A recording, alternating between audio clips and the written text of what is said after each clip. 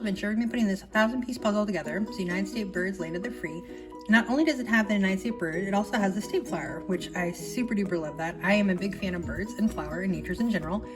And I like doing puzzles of the United States. I've done a few, I haven't done any on my channel, but I've done a few throughout the years. 1,000-piece puzzles are not my favorite puzzles to do just because there's so many pieces, but I started putting puzzles together a couple of years ago and it's actually nice and relaxing. So anyway, this is what we're gonna be working on. And so you can see all the different states and the birds, and I think it's nifty. Okay, so we're gonna open it up. Move this out just a little bit. So you can kind of see what it looks like. So we got our bag of puzzles pieces right here. And what I love about this one is it gives you a map.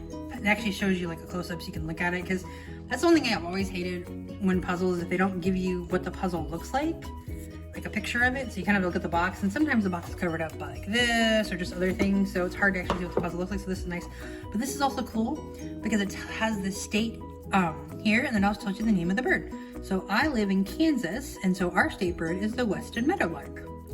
Let's see, Alaska is the Willow pentarmigan.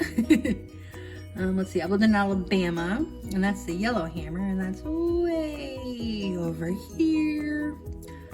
So I've also lived in Florida, and Florida is the northern mockingbird.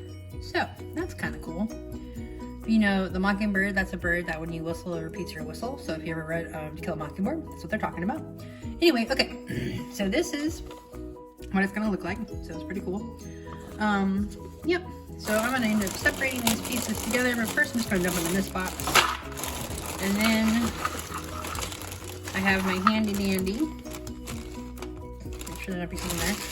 I have my handy dandy, hold on, puzzle separator containers that my son suggested I should buy when I started doing puzzles, and it's a great thing to have.